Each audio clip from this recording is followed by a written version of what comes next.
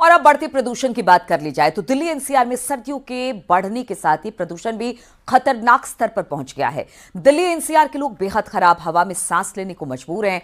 बढ़ते प्रदूषण का जिम्मेदार हरियाणा और पंजाब में जल रही पराली को बताया जा रहा है। मामले में जब सुप्रीम कोर्ट में सुनवाई हुई तो सुप्रीम कोर्ट ने दोनों राज्यों के साथ केंद्र सरकार को भी फटकार लगाई। देखिए जरा ये रिपोर्ट।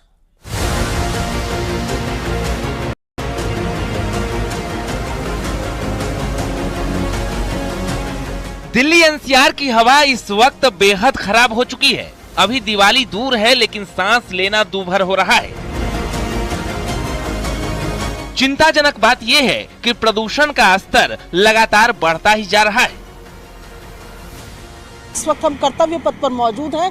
स्मॉग की क्या स्थिति है, प्रदूषण की वजह से जो स्मॉग होता है उसकी तस्वीरें आप देख रहे हैं। देखिए यहाँ से साफ दिखता है राष्ट्रपति भवन जो अब नजर नहीं आ रहा है। स्मॉग की एक चादर ने उसे ढक सा लिया है। यहाँ से बिल्कुल ये कट को छोड़कर अगले कट के पास से ही रास्ता है, बेहद पास है राष्ट्रपति भवन, लेकिन स्मॉग का असर जो है विजिबिलिटी पर भी आने लगा है, जो साफ तौर पर देखने को मिल रहा है।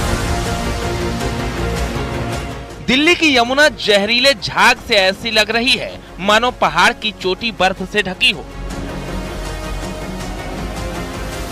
दिल्ली से ग्रेटर नोएडा, गाजियाबाद, मेरठ, हर जगह धूल और धुएं का कोहरा सा है।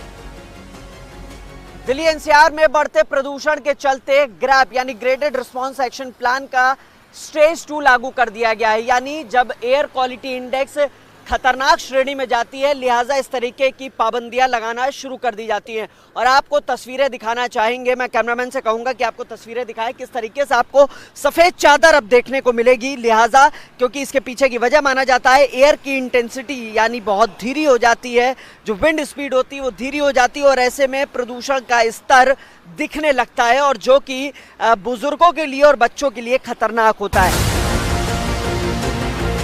दिल्ली एनसीआर में बढ़ते प्रदूषण का जिम्मेदार हरियाणा और पंजाब में जल रही पराली को बताया जा रहा है। मामले में जब सुप्रीम कोर्ट में सुनवाई हुई तो सुप्रीम कोर्ट ने दोनों राज्यों के साथ केंद्र सरकार को भी फटकार लगाई। कोर्ट ने कहा कि पराली जलाने वालों पर कार्रवाई न करके दोनों राज्य सरकारें लोगों के जीवन जीने के मौलिक अधिकारों का उल्लंघन कर रही है। दिल्ली में लगभग ऐसे 35 हॉटस्पॉट हैं जहां पर PM10 और PM2.5 जैसे विषैले प्रदूषक कणों की मात्रा बढ़ती जा रही है। ग्रैप 2 भी लागू हो चुका है, दिल्ली में छिड़काव भी हो रहे हैं। पराली भी इस बार तुलनात्मक दृष्टि से देखा जाए तो खासकर उत्तर प्रदेश और हरियाणा में कम जलाई जा रही है, लेकिन उसके बावजूद हम देख रहे हैं कि दिल्ली की जो हवा है वो जहरीली से जहरीली होती जा रही है। दिल्ली एनसीआर में सर्दियों के बढ़ने के साथ ही प्रदूषण भी खतरनाक स्तर पर पहुंच गया है।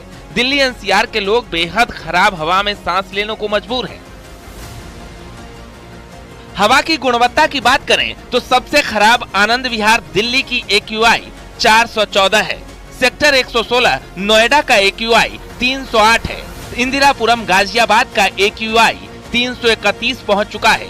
गुरुग्राम हरियाणा का AQI 299 पहुंच चुका है। फरीदाबाद का AQI 280 है, जो बेहद ही खराब श्रेणी में है। सुबह का ये वक्त है और फिलहाल हम खड़े हैं धोबी घाट ROV पर और सुबह से ही यहाँ धुंध की एक चादर आपको देखने को मिल रही है। ये बढ़ते पोल्यूशन की वजह से ही धुंध की चादर बढ़ती जाती है। हालांकि दिल्ली एनसीआर सहित गाजियाबाद में ग्रैप 1 लागू कर दिया गया है, जिसके चलते जो तमाम इंडस्ट्रियल एरिया है, वहाँ चलने वाली इंडस्ट्री है, उसमें डीजल एवं कोयले से चलने वाली जो इंडस्ट्री है उन पर रोक लगा दी गई है। वो उसका प्रयोग नहीं कर पाएंगे। इतना ही नहीं, जो रेस्टोरेंट आदि हैं वहाँ पर जो तंदूर लगाया जाता है वो भी कोयले का यूज ना करके अन्य चीजों का यूज किया जाएगा। इसके साथ ही जो कंस्ट्रक्शन है उस पर भी, जो कंस्ट्रक्शन वाली साइट है वहां पर भी आपको हरे रंग का पर्दा लगाकर ही कंस्ट्रक्शन करना होगा।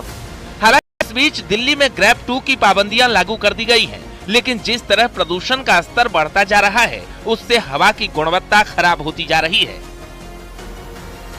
अब सुप्रीम कोर्ट की फटकार के बाद केंद्र और राज्य सरकारें क्या कदम उठाती है देखना होगा। Bureau report, news 18।